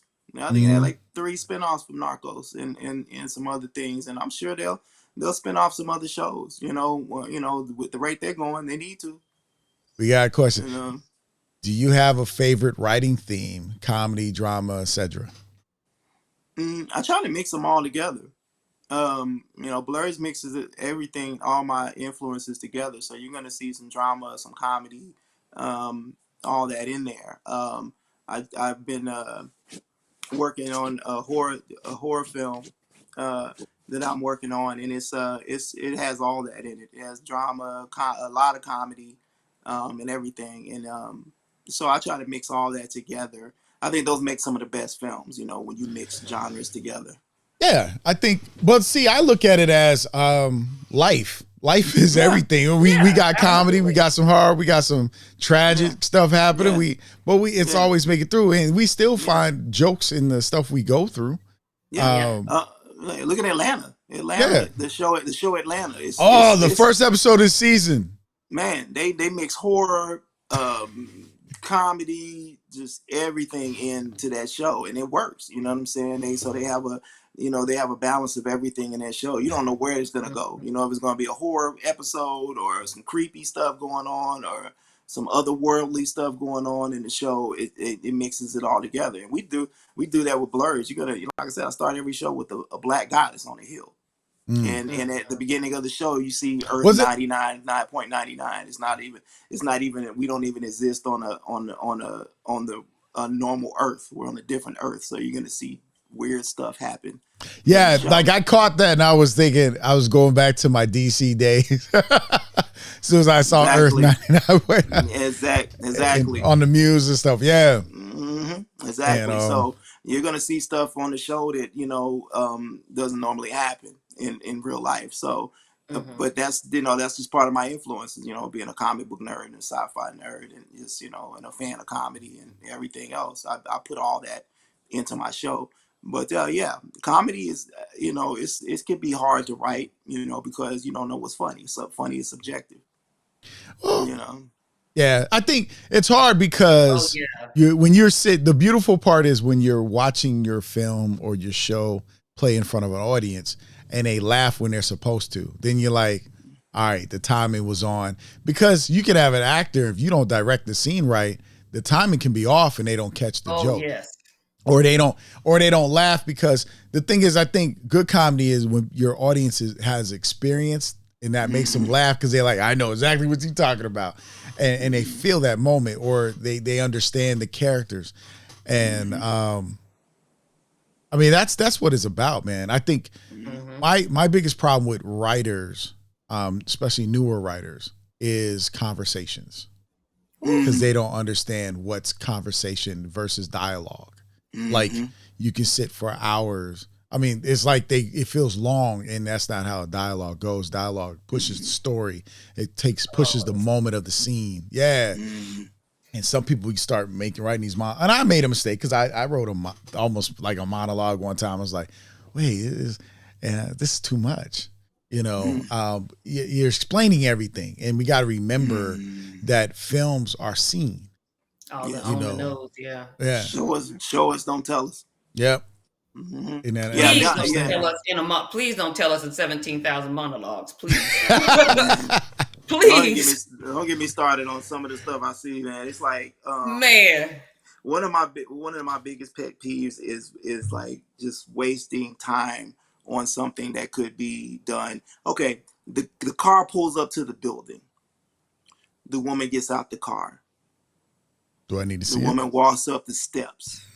She opens the door. She goes in the building. Why the hell am I watching all that? I don't care. Just the next scene, she's in the building. But they don't have. That's somebody who doesn't understand budget too. That's somebody who probably don't understand budget. They don't understand budget, and they haven't been on set. So I ask people, have you been on set? Like, I'll ask them, have you been on set? Because that's why I learned to cut all that out right there. It's set. Cut all that out. I don't cut care. all that out. Next scene, she's in the building. Yep. Like I you had the walking car. in- Yeah, you had the walking car in the pull door. up and they walk in. Yeah, that's 10 seconds that I don't care about. Like I'm sitting there watching, like, why is she getting out the Unless, car and walking in? but Oh, because not including something has to the happen. driving. Like something that tells me about this character. If they pull up, like here's the thing. If I wrote that, what has to happen is when that character pulls up, they have to have some sort of engagement before they get to the house that tells Yes. me something about how that character is or what's going on in that character's mind. Yes. So that when the events play out in the house, okay, boom. But if it's nothing gonna do that, then I did watch the What car is that pull for? up, oh, door opens. Yeah, like in Yeah. Blur's episode 1, when you see the car pull up, they're already engaged in a conversation. Mm-hmm. So we swing the camera around to the passenger seat. They're already talking in the car. So there's something going on. It's just not a car pulling up, people getting out of the car, walking into the building, and we're doing all. No, this something. There was a reason why I showed that. But just watching people pull up and just crazy stuff, man. I'm like, I don't care about that. You're wasting time. Just move the story along. You know what I'm saying? And then conversations, you got awkward silences, people brooding in the camera and all that stuff. It's like I don't, well, I don't feel that you love me. Like, why am I seeing that? Like, why are we wasting 5 minutes, 5 seconds on that? Like, come on, y'all. Like, we need to learn shot composition, and we need to learn how to make subtext, dialogue flow. Subtext. There needs to be subtext because you wouldn't say I don't feel like you don't love me because real people don't do that. No. When let's just say if my wife felt like I wasn't spending enough time with her, she would do little things. And then later down the line, be like, why you do all that? Because I was trying to let you know that I don't think we spend enough time together. So we have to think about that. And that could be funny. And that could be funny. You know what I'm saying? That could be hilarious. You know what I'm saying? The wife doing little stuff. And because there's like a TikTok video where like the couple, how your mom and dad argue, but you don't know they're arguing. Yeah. And, she brought like a big bag of Burger King home and gave everybody some Burger King, but him, he's sitting there like. And she's standing at the door just looking at him. She goes to the bathroom. He done took the toilet paper out of the bathroom. Petty stuff to each other the whole day. That could be hilarious. You know what I'm saying? But you don't have to waste time. They go from scene to scene doing little stuff that's funny, to say that, okay, we're going at it, but the kids don't know we're arguing and stuff like that. I thought that was brilliant. It was funny. Yeah. That was But people will make films and it's like, you're like, I don't. We just don't spend enough time together. Like what? What are we doing? What are we doing? Like what is that? You know what I'm saying? Well, we do spend enough time together. I just work hard. Whatever. Like people don't talk like that. Natural. The conversation have to be natural. Hey, and you can tell people don't do table reads because the conversations don't flow naturally. You can tell. So and I think those are important. Like I sit on TK's table reads and I love it, man. Because with her table reads, like I could close my eyes because and envision the story when it's being done, and it's like, yo, today's table, especially during COVID, table reads, you put some sound effects in there. You're like, well, heck, you got a whole audio book. I mean, go ahead, release that joke. I feel it. And the actors bring it alive. Exactly. And you know what? That's another avenue that I think a lot of people are sleeping on, man, is doing audio episodes. Mm-hmm. You know what I'm saying? What is it? Audible and a couple other people, they have a lot of those on there, man. People are doing a weekly episode. Audio episodes, and some of them are getting turned into films. Mm-hmm. They have you know what? They did it when they released the Justice League. They released a Batman audio. You can hear it on HBO Max. It's all audio. It's a whole story through audio, and it comes a new episode every week. And we got to realize, like, we are creators of content, and we have to understand where the industry is going because let's just be real. We move fast. Yeah. So when we think about it, we make time to sit at home to watch a movie. Yeah. We got to comb out some time. But when we hop in our car, if we're listening to an audiobook that's like a story, because it was the Bible Experience. Oh, Y'all remember that? Yeah, it felt like I was watching a movie. Had all the effects in, the music, great actors portraying it, and you're really hearing the Bible. Mm-hmm. But it felt like you were watching a movie. Like they could have animated a cartoon of that and gone on about their business. Yeah. Wow. Yeah. Yeah. Mm-hmm. So there's ways to get content out there. You know, it doesn't always have to be film.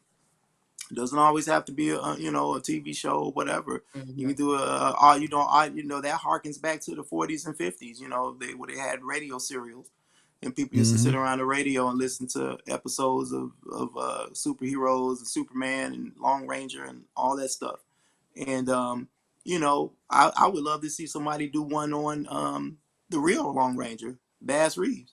Yeah, and right there. Because I was hoping somebody would make a Bass Reeves movie. I actually met a guy at a book fair. They made one. He wrote a book. They made one, but it was... Okay, because somebody mentioned to me about one time this guy I met, and then I seen, like, was it last year somebody put out an article that somebody was making one. It was last year or the year before. They've been making one for the past 20 years, and it's still, That's kind of like the Black Wall Street movie. Exactly. Everybody making one. Okay. Everybody was making one, and it's still, everybody's making one. Ain't happened yet. Ain't nothing happened yet. I got you. Mm-hmm. Oh man, look. I'm telling you this. Okay, so I gotta respect time. We gotta, because then we can be here forever because we having a great conversation. We always do.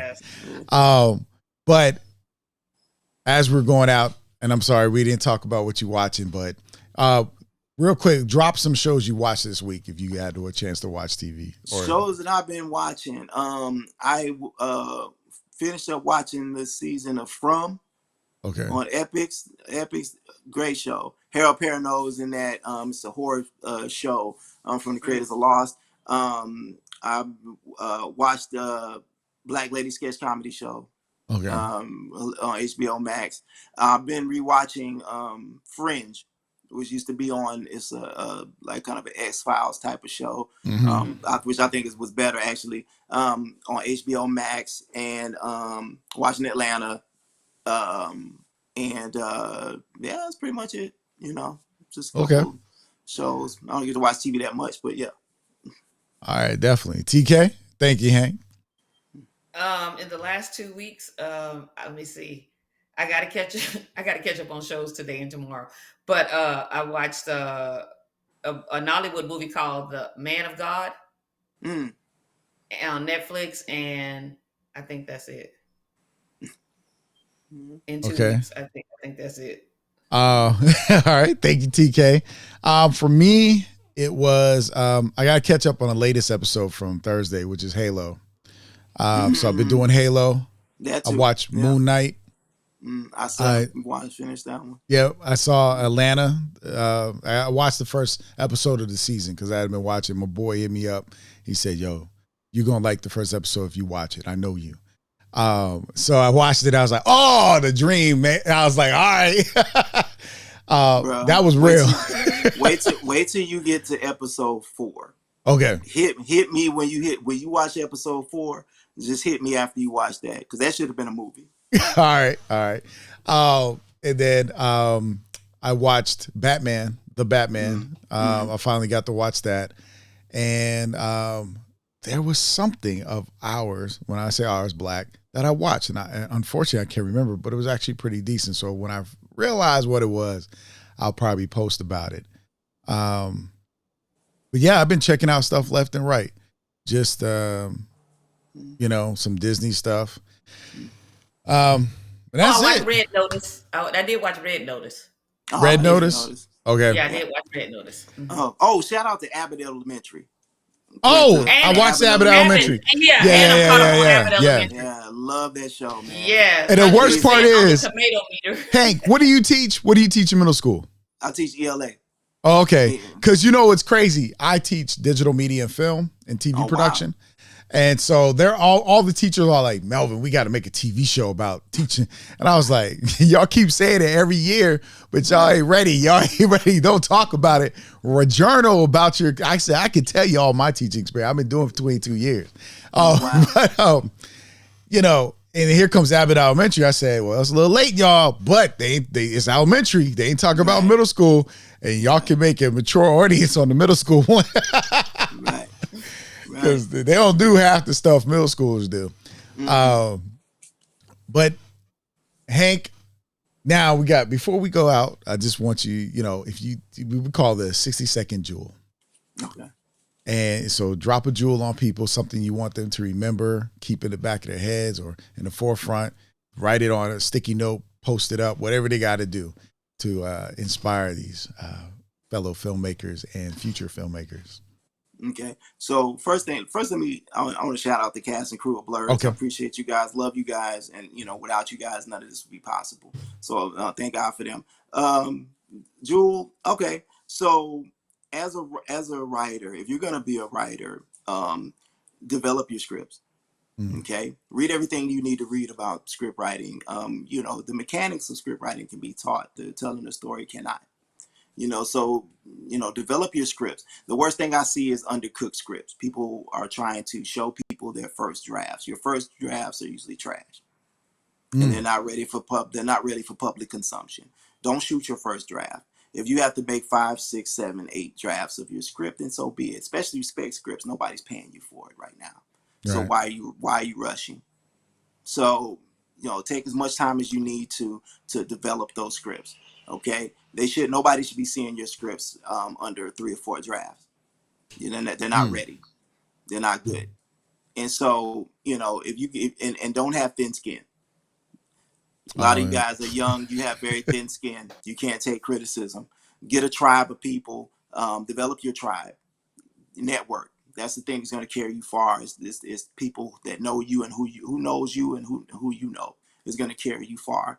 Get a tribe of people, not yes men. Get people that are going to be really honest with you, brutally honest with you about your work. I have people like that in my corner. They'll read my script and they'll tell me that ain't it. That sucks. Do it again. Do it again.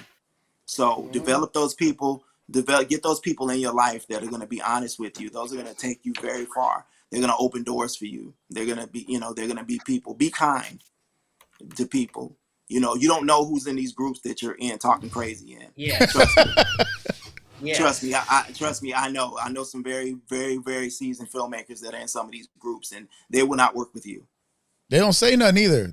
All the ones I know, they don't say nothing. They just sit and let everybody talk.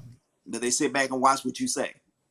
And so you're being an a-hole in some of these groups and being very abrasive, and some people are not going to work with you. I work with a lot of people in some of these groups behind the scenes. I mentor some people behind the scenes in the group. You know what I'm saying? So, you know, and the last thing I'll say is be what you didn't have. If you didn't have a mentor, be one. If you didn't have somebody showing you how to do something, be that person. You know, I've taught a lot of people writing tips or how to do things, sound, all that stuff. And, you know, I'm not an expert in anything, but, you know, whatever I have, I can pass down to other people. This is how you build Black film communities in where you live. So there you go. It. Hey, that's a jewel right there, for real, for real. I know he dropped the amen. Amen. All right, yeah. Hey, TK, what's your 1 minute, Jewel? To catch Brandon's show on Friday nights at 10 o'clock. Industry Outliers United on the Indie Escape Network. I didn't even have to write it down today. He had Mark Webber on last night, which and Mark Webber, he was like, you don't need permission. But he was a very deep guy. It was really good. It was really good to catch those episodes on Friday night, guys. Before you go to sleep or whatever, you know, we old now, so you know you go to sleep on Friday night at 10 o'clock. I was knocked out. Look, I came in, sat on the couch from work, and I was knocked out before 7. That's it. I sat on that couch too long. It's over. My wife though she watched Love and it's some show with nephew Tommy. The one you keep forgetting the name of that she watched. Yeah, you know, because they're in DC and Potomac now. And then it's tonight, I know she's going to watch Love and Marriage, Huntsville. And so it was another one that comes on with this doctor that's helping these three couples. That came on, and I hear it in my dreams. Like, because I'm on the couch sleeping, and this stuff is in my dreams, man. Yeah. But, hey, my 60-second jewel is not 60 seconds. I'm just going to leave it like this. Like I always say, in order to benefit, you got to be beneficial. You know, if you, and you know what? No, I'm going to make it an extension here. I have a friend that works for GM, and just like many people that work for car companies, before you, it used to be when you started working for a company, you had to work 90 days before your full benefits kicked in. Think about that. When building relationships with people, your benefits don't kick in initially. Wow. They got to see something of you, and you should want to see some of them. And if you guys have a mutual understanding, which you are interdependent, or maybe we should call it interdependent filmmaking. But if you're at this point, then you're seeing the benefits because you've been beneficial to each other, and you're watching the growth, and that's what we're here for.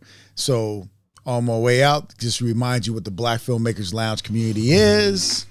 The Black Filmmakers Lounge community is where independent filmmakers, whether novice or professionals, come together to gain insight and perspective through education, information, networking, and discussion of industry best practices that will advance the Black independent film community. So if you joined us today, we appreciate you. Hank, my brother, I appreciate you. All honors, man. Thank you. Because it's beautiful. We got to bring Hank back because I'm telling you, wealth of knowledge. And yes, I mean, knowledge is wealth. Let's think about that, y'all. Yeah. Knowledge is wealth. So if you're joining us, continue to join us. We love you guys, each and every one of y'all. Derek, Brandon, Tone, Yvonne, Darrell, Michael, Melanie, like Craig. I mean, it's so many people coming and join now. Derwin, my brother, happy birthday to you, man. Enjoy your birthday today. And what birthday is it? Derwin Hamilton.